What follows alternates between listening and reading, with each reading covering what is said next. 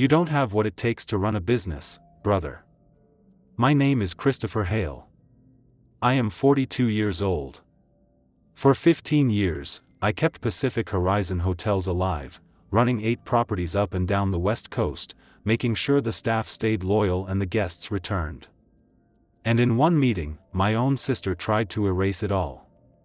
Across the desk, my sister Danielle stood with her arms crossed.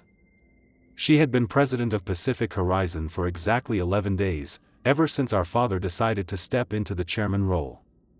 Her first executive decision was apparently getting rid of me. The board agrees we need fresh perspectives, she continued, watching as I emptied my desk drawer. We've hired a consultant from Marriott to handle your responsibilities. I nodded, keeping my face neutral. The board she mentioned was our father, and 2 of her business school friends she had appointed just last week. Danielle had always been the face of the company, charming investors, speaking at industry conferences, taking credit for our growth. Meanwhile, I handled supplier negotiations, managed renovations, and built relationships with staff. The unglamorous work that kept us profitable. You'll get 6 months severance, she added, checking her watch. Human Resources has the paperwork ready. I placed my family photos in a box, careful not to let anything crack. The framed picture of our grandfather standing in front of our first hotel in San Francisco, the one Danielle had never bothered to display in her office when in last. Nothing to say? She prodded. Her perfect blazer matched her perfect manicure. Not a hair out of place. I just smiled sarcastically. Good luck with the Portland renovation. Her eyes flashed with momentary panic.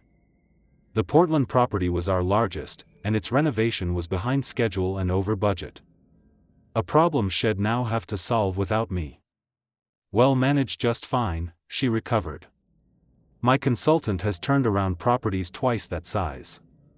I nodded again, picked up my box, and walked out without another word.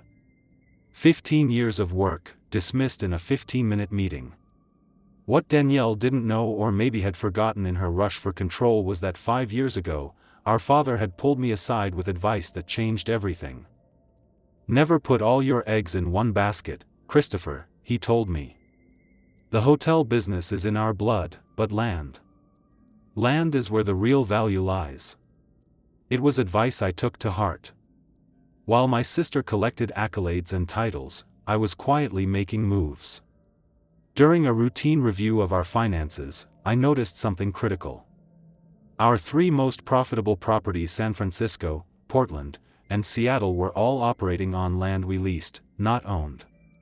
The original owners had signed 99-year leases decades ago, but their heirs were now looking to sell.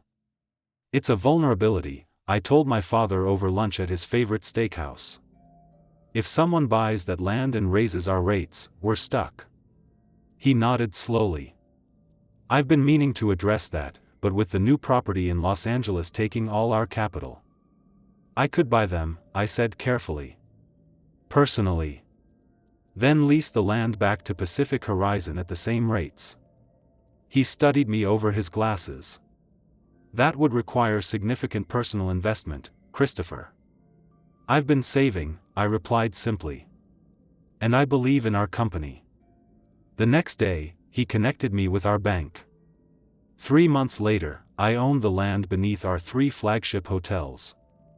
The company remained the tenant, with a 5-year preferential lease agreement that would soon need renewal. Does Danielle know about this arrangement? My father asked as we signed the papers. It's all in the corporate documents, I said.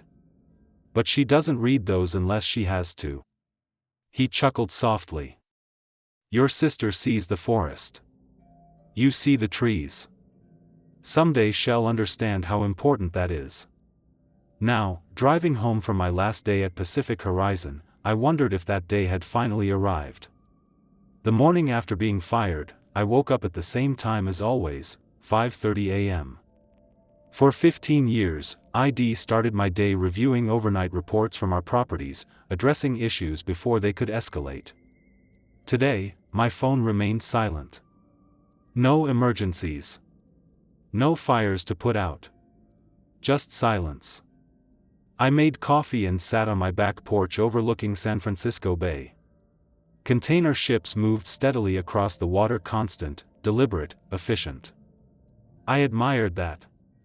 No wasted motion, no need for recognition, just carrying value from one place to another. My phone buzzed. A text from Miguel, head of maintenance at our Seattle property.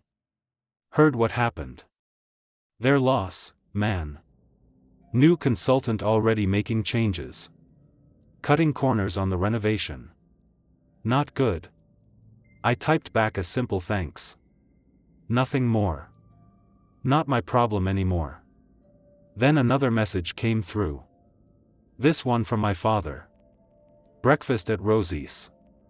8 a.m. Rosie's was a diner 2 blocks from our first corporate office. We hadn't eaten there together in years. When I arrived, he was already seated in a corner booth, looking older than I remembered. She told me after the fact, he said without preamble. I would have handled it differently. But you didn't stop it, I observed. Not a question. He sighed, stirring his coffee.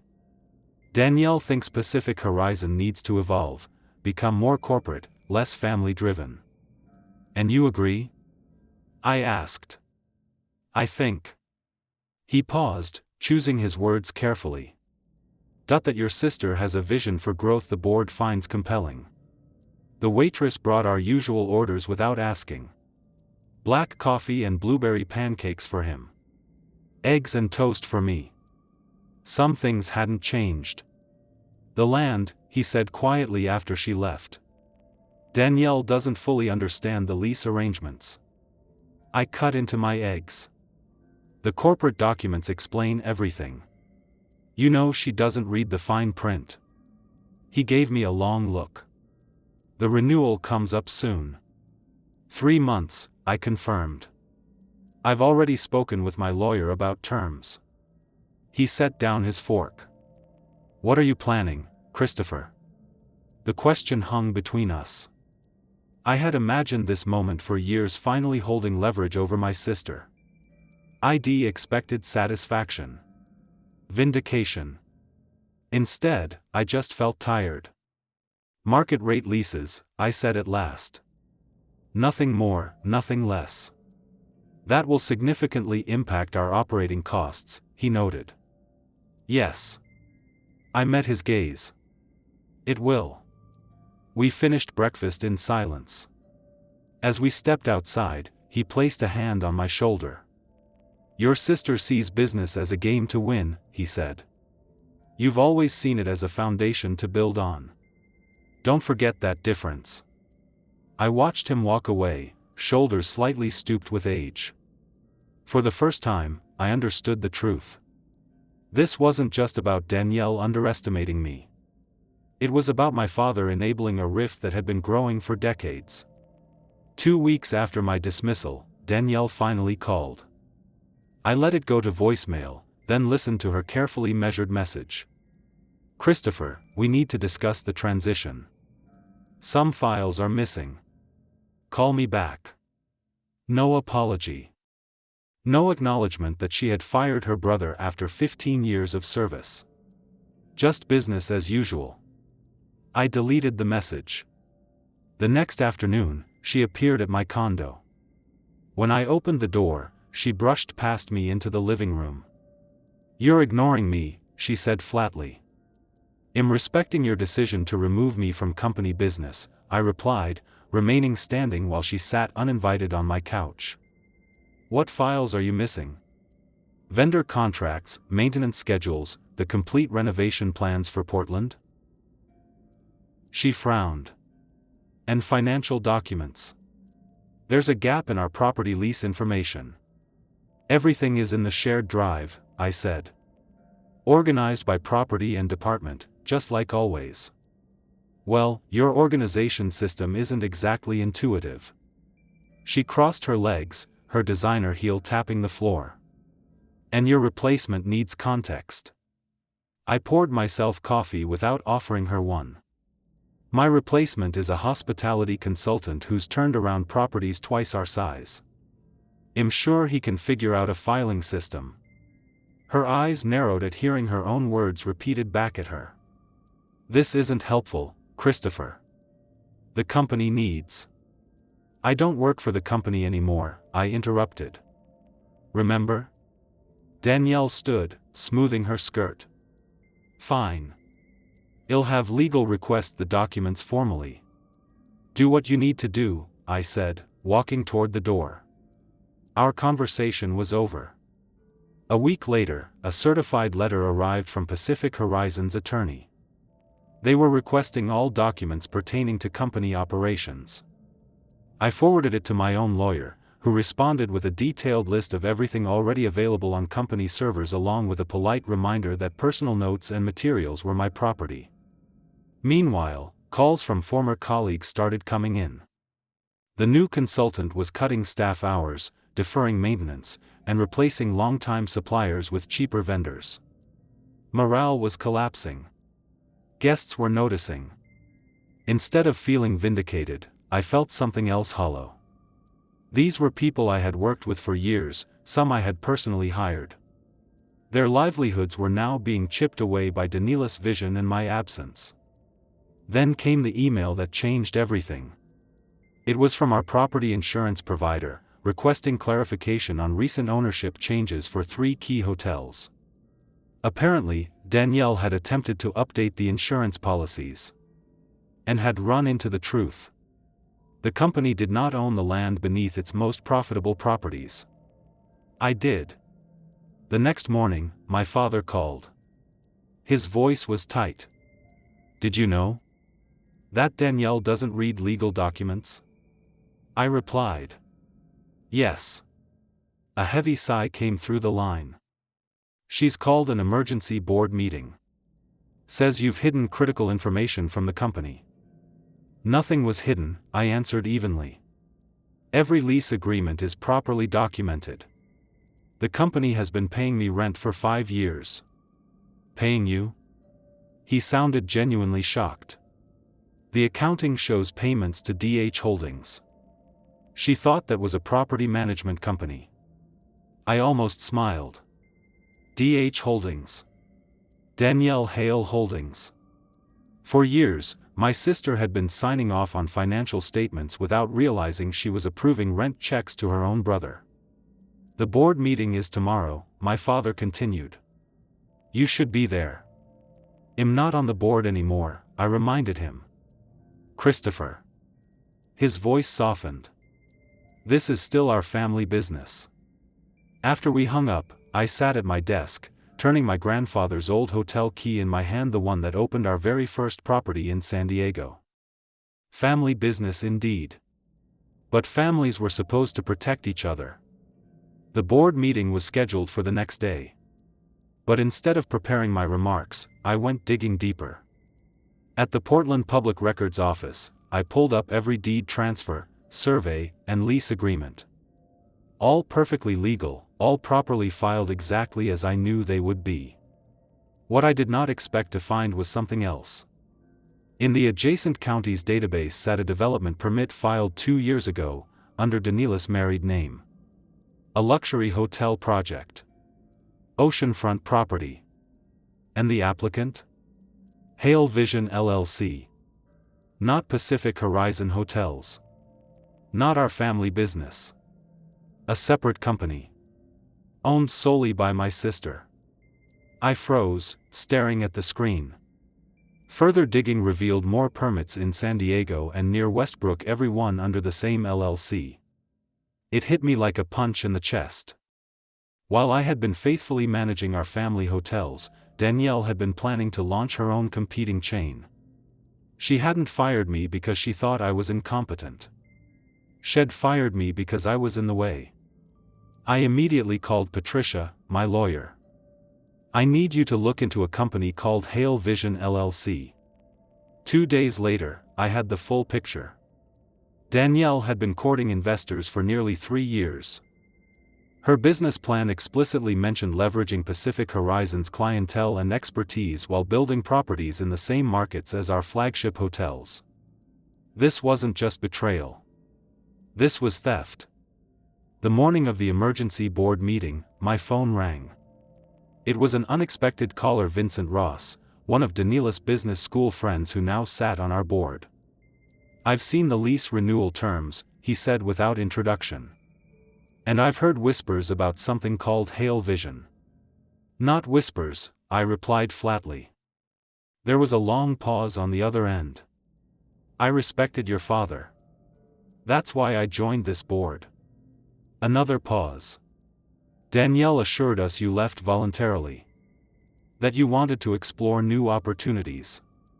Did she mention her own? New opportunities? A heavy sigh. "No. That's why I'm calling. She plans to propose selling Pacific Horizon's 3 flagship properties at today's meeting. Claims the new lease terms make them unprofitable." And there it was. The final piece of the puzzle. She wanted Pacific Horizon to sell the hotels at distressed prices so her new company could scoop them up. The buildings, not the land. Turning her shiny startup into my tenant. "Thank you, Vincent," I said quietly. "You didn't hear it from me," he muttered, and hung up. For the first time since Danielle had fired me, I felt something sharper than betrayal. I felt resolve. Instead of attending the board meeting, I booked a flight to New York. If Danielle wanted to play games, I'd bring in someone who actually knew how to win. That afternoon, I sat across from Julian Hayes, CEO of Commonwealth Hotels. We had crossed paths at industry events before he'd once even tried to recruit me.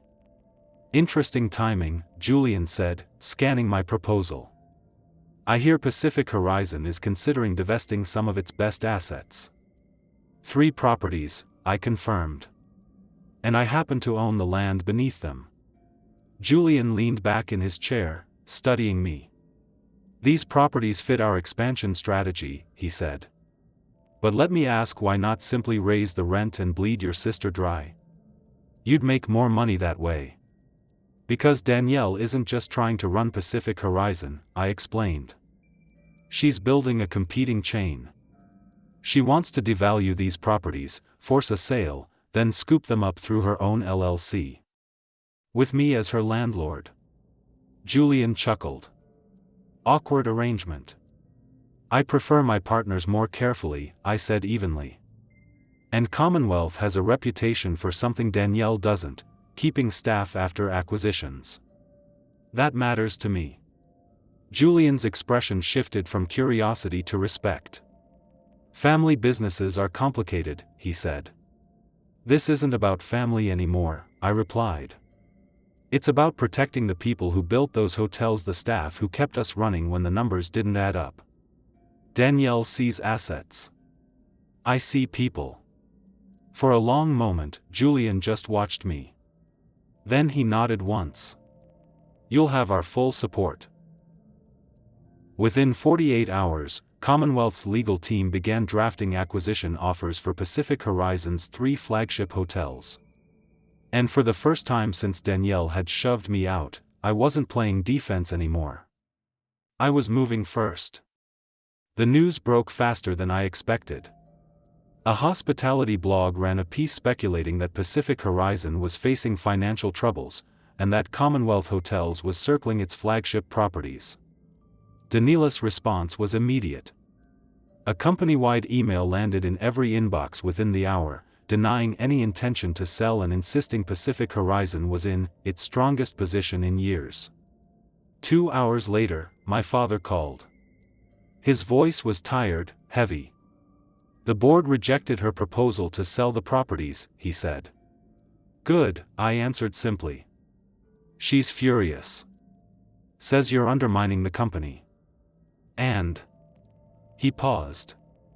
"She found out about your meetings with Commonwealth." I didn't say anything. "Chris," he sighed. "What are you trying to accomplish here?" The question hung in the air, heavier than he realized. What was I trying to accomplish? Revenge? Justice? Or something more fundamental, an overdue reckoning? "In protecting what I built," I said finally. "The same way you taught me." 3 weeks later, Pacific Horizon's quarterly report was released. Revenue was down. Costs were climbing. Stock value dropped 12% in a single day. That same afternoon, I received a formal request from the board minus Danielle for a meeting to discuss strategic alternatives for the company's struggling properties. For the first time, the board wanted me at the table. When the day came, I walked into Pacific Horizon's conference room for the first time since my dismissal. Danielle sat at the head of the table, her face tight with anger she tried to disguise as authority. My father sat to her right, shoulders heavy with age. The rest of the board filled the seats, their expressions carefully neutral. I took a seat at the opposite end, laid out my portfolio, and waited. Danielle was the first to speak. "Let's be clear," she said sharply. "My brother is attempting a hostile takeover of the company our father built." "Incorrect," I replied calmly. "I'm exercising my rights as a property owner. Commonwealth Hotels is interested in acquiring buildings Pacific Horizon no longer wishes to operate under the new lease terms." Vincent Ross, one of her closest allies, cleared his throat. "The board never approved selling those properties." "The board," I said evenly, "was presented with misleading information." I slid folders across the table, one to each board member. These documents show that while serving as president of Pacific Horizon, Danielle was also developing a competing hotel chain. Permit applications. Business plans. Investors lined up. All under Hale Vision LLC. The room went still. My father's hands trembled slightly as he opened his folder. His face turned pale. "Danielle," he said, voice low, "tell me this isn't true." Her silence was answer enough. I continued. "Commonwealth's offer exceeds market value. It guarantees every staff position, honors every guest contract, and provides long-term stability. Something Danielle's venture was never going to do. You've been planning this for years," she spat, her voice cracking. "Buying the land, waiting to trap me." "No," I said evenly. "I bought the land to protect our family business. You're the one who decided I wasn't part of that family anymore." The board voted unanimously to accept Commonwealth's offer with one abstention. My father sat motionless, unable to look at either of us. Danielle stormed out of the room without a word. After the meeting, Vincent approached me quietly. "The board will be requesting Danielle's resignation tomorrow," he said. "We'll need interim leadership while we restructure." I shook my head. "That won't be me. I've already made other arrangements." 1 year later, I stood on the rooftop terrace of the former Westbrook Hotel, now the flagship of Commonwealth's Northeast Collection.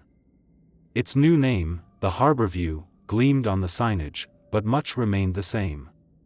Miguel still oversaw maintenance. Most of the staff had stayed on. Guests still marveled at the same ocean views. Julian Hayes, Commonwealth CEO, joined me, handing over a quarterly report. Revenue up 17% from last year. "You were right about the local market potential." As consulting director for Commonwealth's regional properties, I worked quietly negotiating contracts, mentoring managers, ensuring operations ran smoothly. No board politics, no family infighting. Just the work itself. Julian glanced at me. "Have you seen your father?" I nodded. "Monthly dinners. He's adjusting to retirement." After Danielle's exposure, he had stepped down from Pacific Horizon entirely. The company still operated 5 properties, though none performed like the ones Commonwealth had acquired. "And your sister?" Julian asked carefully. "Hale Vision filed for bankruptcy last month," I said without bitterness. "Turns out hotel development requires more than ambition and a business degree." We stood in silence for a while, watching the sun play across the water. Eventually Julian excused himself, leaving me alone with my thoughts. My phone buzzed. A text from my father. "Dinner tonight. Bringing the grandkids." I smiled. My niece and nephew weren't responsible for their mother's mistakes. I had kept my bond with them strong through it all. As the sky began to glow orange, I looked out at the property, at the land beneath it, solid and steady. Danielle had never understood, success wasn't about the biggest office or the flashiest title. It was about building something strong enough to last. I slipped my phone into my pocket and turned toward the stairs. Time for dinner with family, the parts worth keeping.